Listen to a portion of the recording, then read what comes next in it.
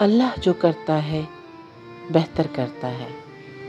ایک دفعہ ایک بادشاہ اپنے صاحب تدبیر وزیر کے ساتھ جنگل میں سفر کر رہے تھے، جو ہر معاملے میں بادشاہ کو اچھا مشورہ دیتا۔ اس کے علاوہ وہ ہر بات پر یہ ضرور کہتا، اللہ جو کرتا ہے بہتر کرتا ہے۔ بادشاہ اس کی ہر بات سن لیتا، مگر کسی وقت اس کی بات اسے ناگوار بھی محسوس ہوتی۔ ایک دن شکار کی غرض سے دونوں سفر پر روانہ ہوئے۔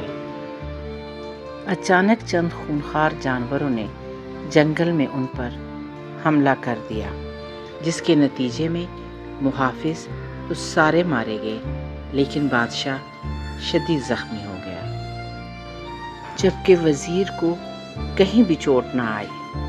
وزیر نے بادشاہ کی یہ حالت دیکھی تو کہا، اللہ جو کرتا ہے بہتر کرتا ہے۔ یہ سن کر بادشاہ کو بڑا غصہ آیا اور کہا کہ اسے میری حالت کا ذرا بھی خیال نہیں، اور میرے زخمی ہونے میں بھلا خدا کی کیا حکمت ہو سکتی ہے۔ اس نے وزیر کو اسی وقت نزدیک اندھے کنویں میں ڈلوا دیا۔ تو اس پر بھی وزیر نے کہا، خدا جو کرتا ہے بہتر کرتا ہے۔ بادشاہ اس کی باتوں پر پیچ و تاب کھاتا ہوا آگے چلا گیا۔ ابھی کچھ ہی دور گیا تھا کہ بادشاہ کو چند لوگوں نے گھیرے میں لے لیا۔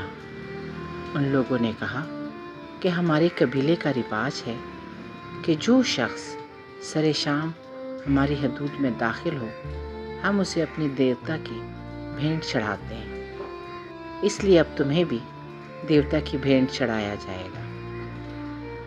لیکن جب انہوں نے بادشاہ کے زخم کو دیکھا تو اسے چھوڑ دیا اور کہا کہ ہم قربانی میں صحت مند انسان دیوتا کو بھینٹ کرتے ہیں، تم زخمی ہو اس لیے چلے جاؤ۔